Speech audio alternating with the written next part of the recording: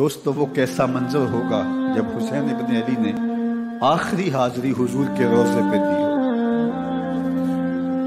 حاجی یا معتمر 10 دن کے لیے، 8 دن کے لیے، 20 دن کے لیے مدینہ المنورہ عارضی سکونت اختیار کرتا ہے اور حضور کے روضہ انور سے، اس شہر نور سے، ان گلیوں سے، ان بام و در سے ایسا مانوس ہو جاتا ہے کہ جب واپس پلٹ رہا ہوتا ہے ان دعاؤں کے ساتھ کہ دوبارہ آنا بھی نصیب ہو، اور اسے لگتا ہے کہ میں دوبارہ بھی بلایا جاؤں گا، لیکن اس کے باوجود شہر حبیب چھوڑنا قیامت سے کم نہیں ہوتا. اعظم چشتی مرحوم آخری بار جب حضور کے روضہ انور پہ گئے تو بیمار تھے، ویل چیئر پہ تھے. باب بقی سے باہر نکلے تو خادم سے کہا کہ میری ویل چیئر پیچھے سے کھینچو تاکہ میرا رخ روضہ انور کی طرف رہے. اور وہ پیچھے سے کھینچتا چلا جا رہا ہے، اور جب باب مکہ سے پیچھے جنت البقی کے قریب سے گنبد خضرا نگاہوں سے اوجل ہونے لگا تو اعظم چشتی مرحوم نے کہا، جان بدن سے نکلتی ہے اعظم، جان بدن سے نکلتی ہے اعظم، کوئی آسان ہے مدینے سے جدا ہونا، کوئی آسان ہے مدینے سے جدا ہونا.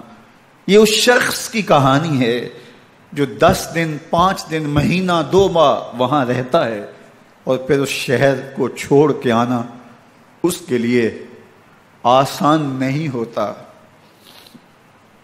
اور مجھے بتاؤ کہ حسین جو پیدا مدینے میں ہوا، جس کے گھر کا دروازہ مسجد نبوی کے اندر کھلتا تھا، جو مسجد نبوی کے اندر پرورش پا کے جوان ہوتا ہے اور مدینے کی گلیوں میں کھیلتا رہا، اس حسین ابن علی کے لیے مدینہ چھوڑنا، اور پھر وہ اس بات کا علم اور شعور رکھتے تھے کہ یہ آخری بار حضور کے در پہ حاضری ہے، دوبارہ اس شہر نور میں نہیں آ سکوں گا، تو کیا قیامت ہوگی اور کیا منظر ہوگا.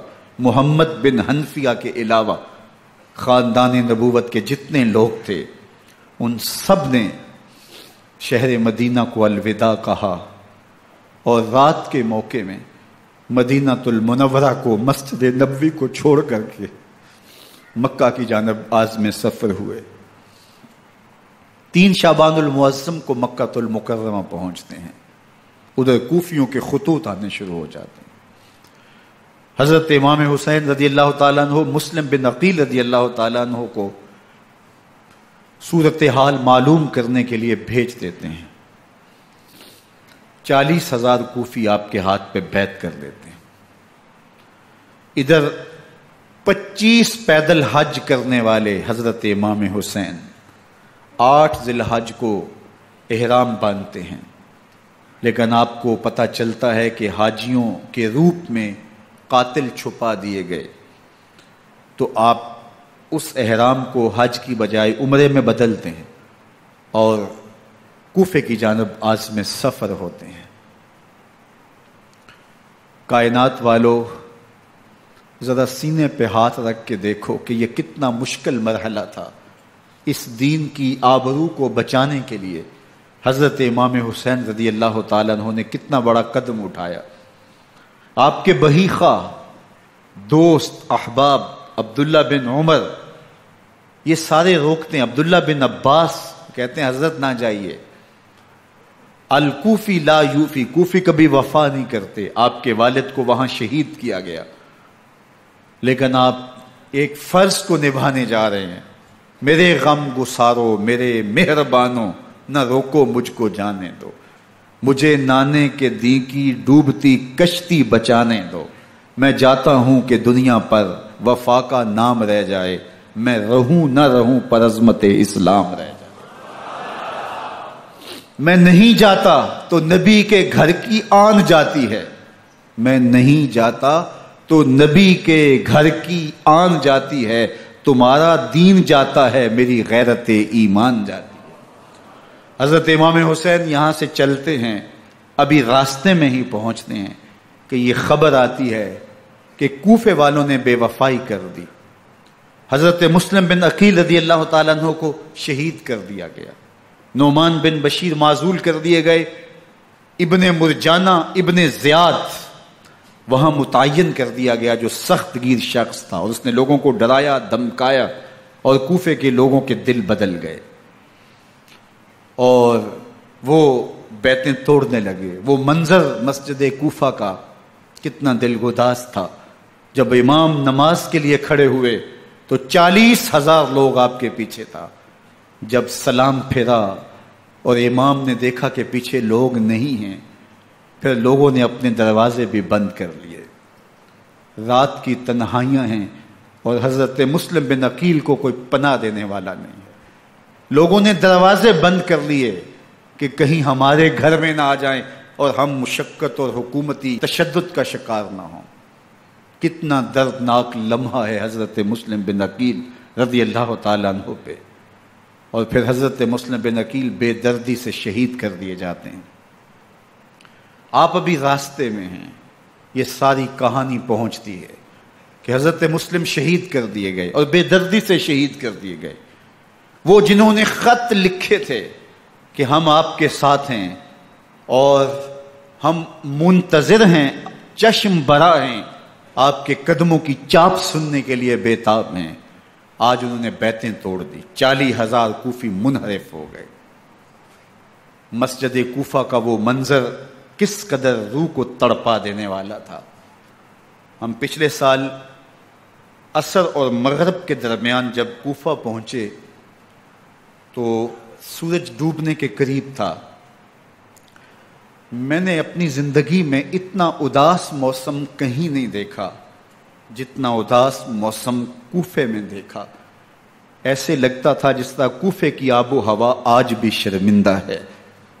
جو مسلم بن عقیل اور خاندان نبوت کے ساتھ اہل کوفہ نے کیا، حضرت امام حسین رضی اللہ تعالیٰ عنہ کو ان کے بہی خواہوں نے، اعزاء نے، اقربا نے، دوستوں نے، آوان و انصار نے، ساتھیوں نے کہا کہ حضرت حالات یکسر تبدیل ہو گئے، اب ہمیں مراجعت کر جانی چاہیے، واپس پلٹ جانا چاہیے۔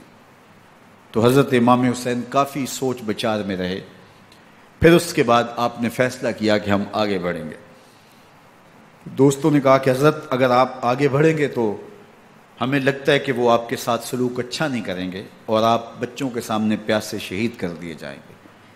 تو حضرت امام حسین رضی اللہ تعالیٰ عنہ نے وہاں ایک خطبہ ارشاد فرمایا کہ لوگوں تم جو مجھے بتا رہے ہو مجھے اچھی طرح معلوم ہے، جو تم مجھے منظر پیش کر رہے ہو وہ میری نگاہوں میں ہے، اور جو کچھ ہونے والا ہے چشم تصور وہ منظر دیکھ رہی ہے۔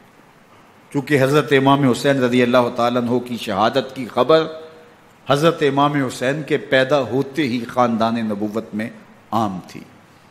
حضور علیہ الصلوۃ والسلام کو یہ بات جبریل امین نے آ کے بتائی تھی جب حسین ابن علی کے ساتھ حضور محبت کا اظہار کر رہے تھے، تو یہ جبریل امین نے آ کے کہا تھا حضور آپ کا یہ بیٹا ارض طف میں شہید کر دیا جائے گا، اور کربلا کی مٹی لا کے حضور کو دی اور ام سلمہ کو حضور نے عطا کر دی۔ حضرت ام سلمہ کہتی ہیں کہ ایک دن میں سوئی تو خواب دیکھا کہ حضور کے مبارک بال بکھرے ہوئے ہیں اور سخت پریشان ہیں، تو میں نے کہا کہ حضور آپ کی یہ کیا حالت ہے؟ وَبِيَدِهِ قَارُورَةٌ، اور حضور کے ہاتھ میں ایک شیشی ہے، فیہا دمن، جس کے اندر خون ہے۔ تو میں نے کہا حضور یہ کیا؟ فرمایا میں قتل گاہ حسین سے آ رہا ہوں اور یہ حسین ابن علی کا خون ہے۔ تو کہا 10 محرم کا دن تھا، دوپہر کا یہ منظر تھا، میں کیلولہ کر کے اٹھی، جب میں نے دیکھا تو وہ شیشی جس میں کربلا کی مٹی رکھی تھی وہ خون بن چکی تھی۔ تو یہ خبر پہلے دی گئی تھی، یہ بتا دیا گیا تھا۔ فرمایا میرے دوستو جو تم مجھے بتاتے ہو میں اس سے بے خبر نہیں ہوں، یہ سب کچھ ہونے والا ہے، لیکن اس کے باوجود میں کیوں جا رہا ہوں؟ تو آپ کا ایک تاریخ ساز جملہ ہے جو کربلا کے فلسفے کو ہمارے سامنے رکھتا ہے کہ یہ اتنا بڑا امتحان کیوں دیا۔ حضرت امام حسین رضی اللہ تعالیٰ عنہ نے فرمایا وَلَكُمْ فِيَّ أُسْوَةٌ، میں اس لیے جا رہا ہوں قیامت تک ظلم، جبر اور ناانصافی کے خلاف کھڑے ہونے والوں کے لیے کوئی نمونہ تو ہو۔